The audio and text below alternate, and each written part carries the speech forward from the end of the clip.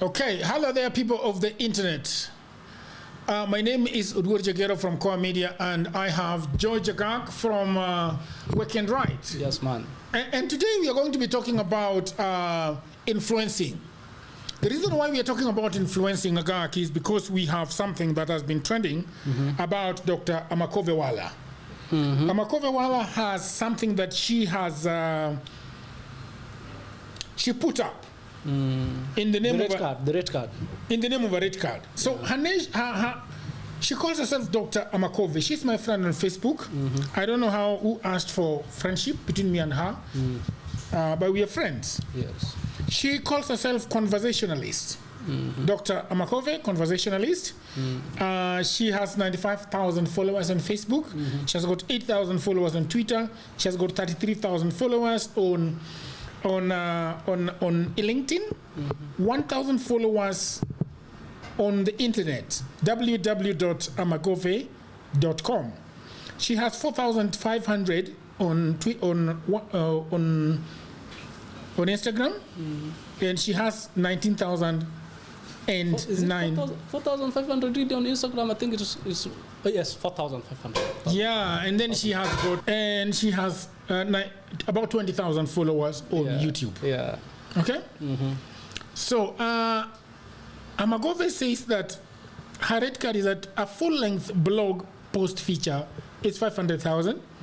Instagram post is 200,000. Facebook post is 300,000, and YouTube 0 to 3 minutes is 300,000.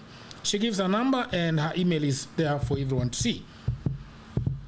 And that is the media kit. So I imagine that Amakove is an influencer. Yes, Amakove is an influencer. And what is an influencer? An influencer is someone who influences. We are going to discuss this red card. Yeah. We are going to break it apart. We are going to talk about the fact that I do advertising on the internet. Yeah. I do a lot of advertising on Facebook.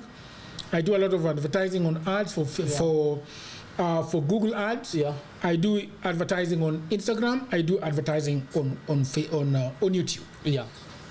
And so what we are going to be talking about is the value that Amakove would give you if you were to pay her this rate. We can talk about it broadly too, in the sense of influential marketing in itself, because from a personal point of view, I feel like influencer marketing is overrated.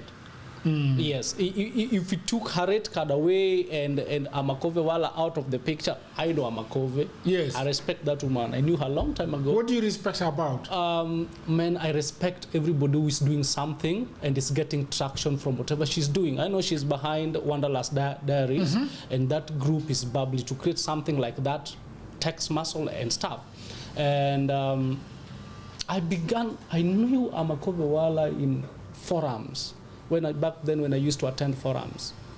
Yeah, that's where I knew her. That's why I gave her my respect before she even created these things. So even if we took her out of the picture, we can talk about, maybe let's begin from the broad point of influencer marketing. And where I feel that influencer marketing is overrated. Yeah. Yeah, is that a point you'd like to attack it from? Yeah. First of all, we are going to come back to this. We are going to. Well, I agree that we are going to be talking about specifically but we are going to talk about this and then and then get out of it. Yes. Yeah. So, influencer marketing, according to you, what is it? Influencer marketing is let's just give the general view. The general term is when someone has got a lot of followers that they can influence to make purchase decisions. Yes. They can influence to make certain business decisions. Do you want them to sign up for email newsletters? Can they make them sign up for email newsletters? Can they make them buy things just because they've told them? Yes. So that's influencer marketing broadly for me. Yeah. Okay. Yeah. Okay. And so the other thing I wanted to add about influencer marketing is how it has morphed over the years. Yeah. When social media started, you could actually you could act the organic reach. I think when you're talking about about influencer marketing, it is also about the organic reach. Yes, the organic reach that you can get from this ninja. Without paying advertisement fees. Yeah, yes. and so what I think what people need to understand about influencers is their reach, because that's important. Yes. You have to reach the people first. Yes. And then you have to influence. Yes. Their decision. Yeah. Whether they want to buy this service. Yeah. Whether they want to buy this product. Whether they want to belong to this course. Okay? Because you can even influence for the government. Yeah. For people to pay their taxes. Yes. You know. Yes. So in that case, you can basically influence for anything. You know. Yeah. So I want us to go back to Amakove. Yeah. And break down her stuff. Yeah. Okay. Yeah. So if you look, let's begin by saying, what does Amakove do on social media? Because in fact I wanted to ask you, there is targeting. Yes. If I and this is the problematic targeting this is the problematic thing I find about Kenyan influencing. Yes. And African influencing. Because somebody can be talking about underwears and they want to influence phones. Just because they have the numbers. You see? Yeah. The idea around influencing is that you influence people on your area of expertise. Yes, on your niche. Things that you know. Yes. You see, for example, MKHD has been YouTubing about phones for about 20 years. Yeah. And if Samsung tells MKHD to talk about this and influence and tell people to buy this thing, they're likely to buy. They are likely to buy. Okay. Yeah. If you're going to, if an agricultural farm is going to go to MKHD to tell them about fertilizer, the people who are in farming are like, no. That would be a stupid. You know, move. so we have to know what Amakove does. What do you know? What does he do talk about on Facebook? Our profile says conversationalist. She talks about single lives matter. Single lives matter. Single lives matter, and she also does hookups. Hookups? Is it hookups? Where people go into your inbox and they say, "Yo, I'm single. I'd like to meet," and this and that. I think I've seen her do hookups too. Yeah. And she talks about trending things, like she's talking about somebody came to my inbox. She's talking about female dragonflies will fake their own death to avoid mating with unwanted males. Those are things that she's talking about. Here is a picture of her at a place called Wood Creek. I don't know what she's doing, but she's asking us to look at the auditorium. Okay? Here is a picture of her again at Wood Creek School, and then you know, what else? Hold yourself responsible for a higher standard than anybody else expect of you. Never excuse yourself. Yes. Those are things that she's talking about. Yeah. And if you go there, you see many times, I enjoy people's reactions to my post. It really makes me happy. So she's got screenshots of things. Then she's talking there. Now she has got a car in a garage. Today's review, her Villa Car Care Center. This is a sponsored post. Why is she reviewing a Villa Car Care Center? Yeah, it could be a sponsored post. Okay. Yeah. So anyway, let's break the numbers down. Yeah. Let's break the numbers Into down. the numbers, my ninja. Yeah. So Into the numbers. She has 95,000 followers. 95,000 followers. So the organic reach for 95,000 followers is 4,000. Do the math. Don't just assume everybody. It is 5%. It is 2 to 5%. Yes. Of your entire following. Of your entire following. Yeah. So if she has 95,000 followers on Facebook, then her organic reach is at most 4,000. Yeah. Okay. Yeah. She has 33% in LinkedIn. Yes. 33% in LinkedIn. 33,000. 33,000 on LinkedIn. The organic reach of that would be about 2%. The organic reach of LinkedIn? Yeah.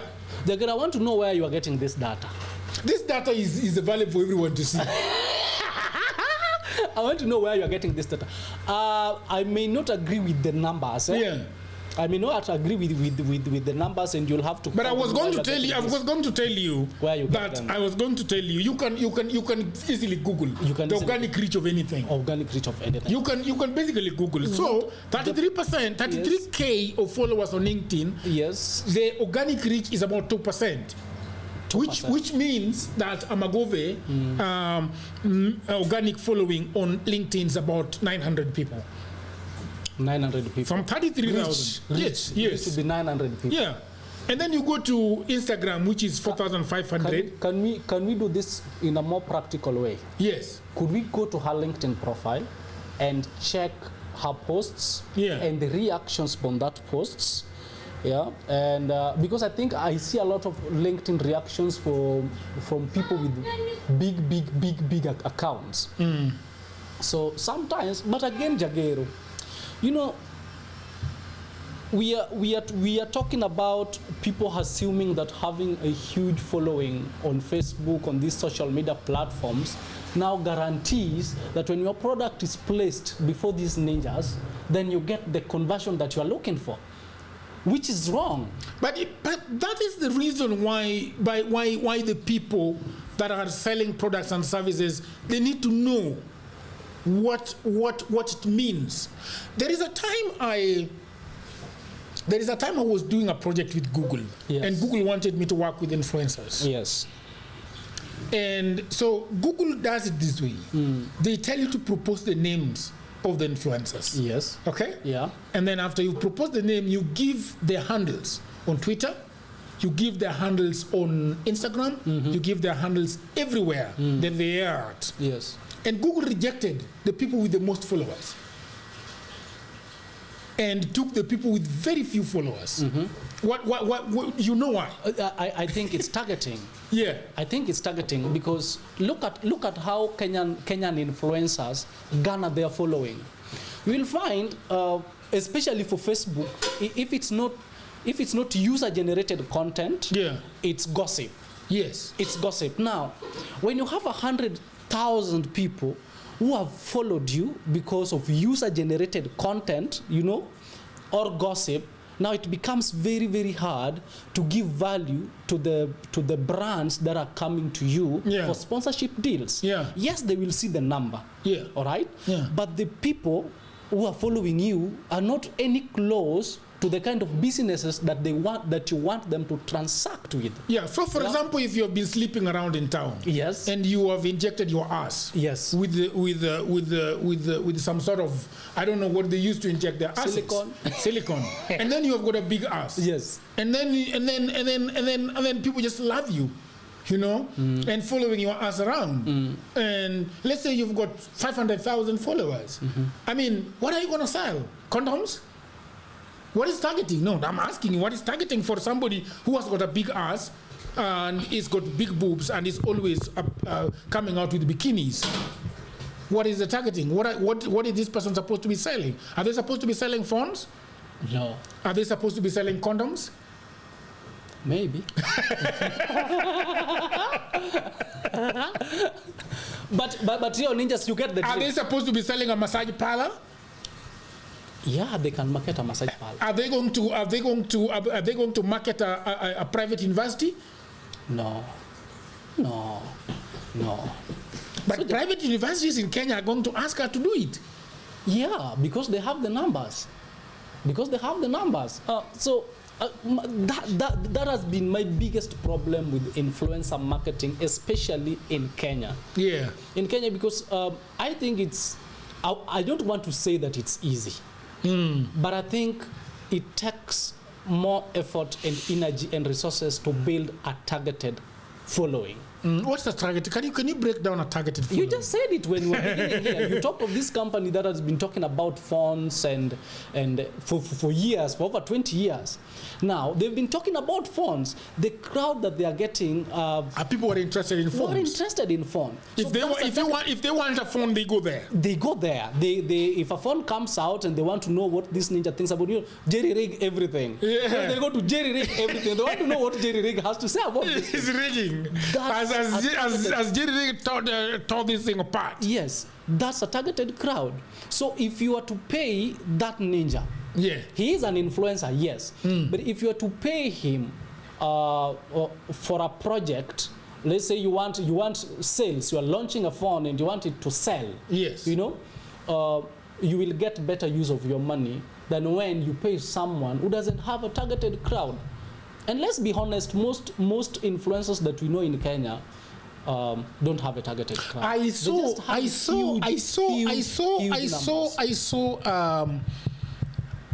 Well, again, this is my friend on Facebook, and he has been getting very little feedback on the things that he posts. So there is this ad that he ran for EAPL, and it had one like. And I looked at the time that it was posted, and it was 18 hours ago. I had one like, and no comment. It was an ad. Yeah, no, he was doing an ad for them. He was influencing for them. Then I saw him influencing for a Xiaomi broom vacuum, and he went around his house doing vacuuming and things like that. And then it had only 2 comments and 5 likes. That's the tragedy of influencing, my ninja. You know, so I guess what we are saying, what I think we are saying is that let's go back to our charges. Go back to the red card. Let's go to the red card. I want to be fair. Yes. With that red card thing, I want to say that the charges on that post are not so ridiculous. They're not. If you've been in the marketing world, it is 4,000. You know, companies even give $5,000, even $10,000 for free. Like, okay, do your project. I've given you 7,000. Do it. Mention my name. Nini. For very, very little things, just mentioning, a company can give you 5,000. So $5,000 isn't so much to ask for from an influencer.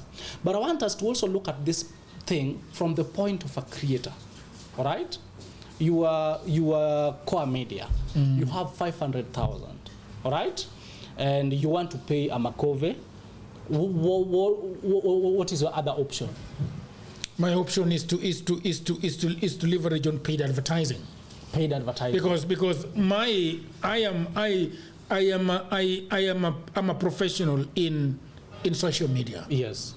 And a client can come to me and ask me that somebody has 95,000 followers, 8,000 followers on Twitter, 33,000 followers on LinkedIn, and those other few thousands.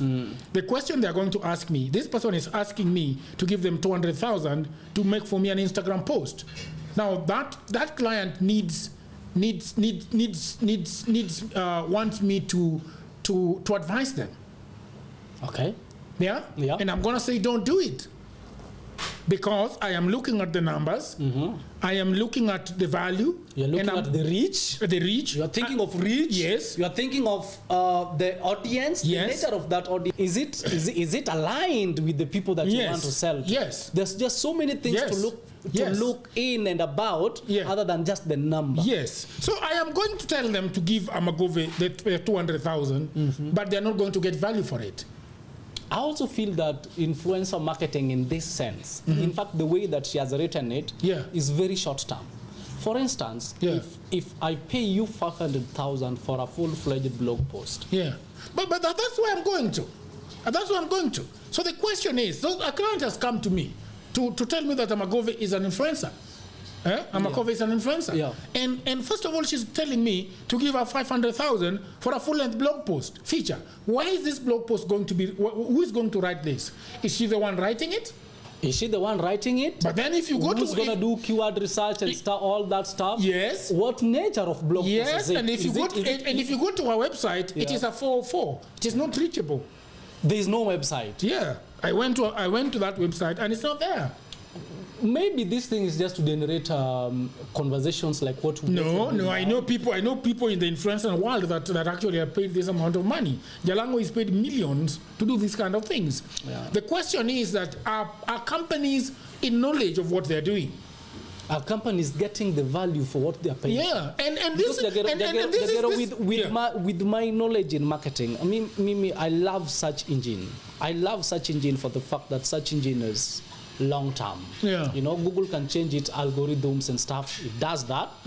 But if I had 500,000 to market my stuff, yeah, I'd create. That is enough to create blogs and even buy links and rank it. That will be enough for me to create blogs. Yeah, but you see that the thing is, the clients of these influencers don't even know what links are. They don't even know what search engine optimizations are.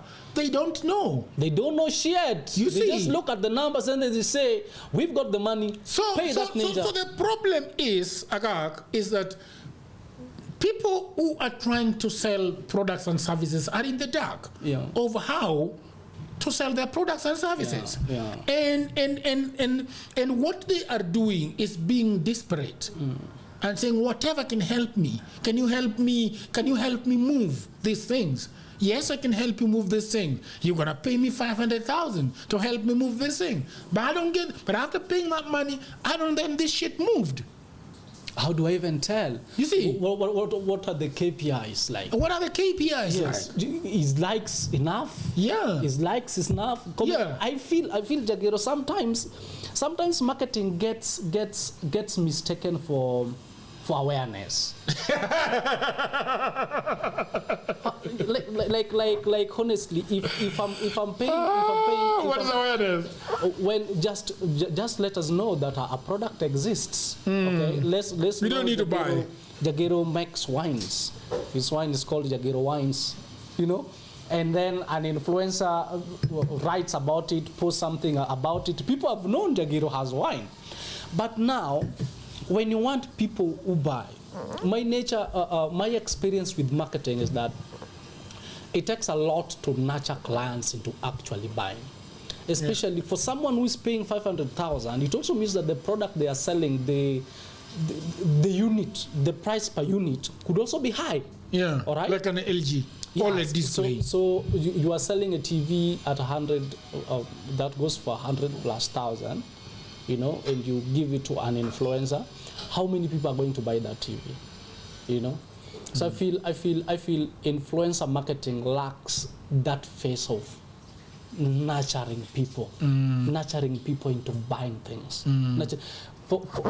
In comparison, let's think of compare that to email marketing. You know, when email marketing first, it's too targeted, because by the time I opt into your email, when I've given you, when you've seen my lead magnet, and then you opt into the email list, you've come in knowing what to expect. And all I'll be doing with these emails, I'll just be nurturing you for that big buy. By the time in Africa, when you are supposed to be buying this thing, I have written emails, we have conversed, now you feel you are at home. I have told you all the information that you've got to know about this product and prepared you for the purchase. It's really hard for you to bolt out. But then that also brings us to the elephant in the room. The marketing departments in these companies. Do they know shit?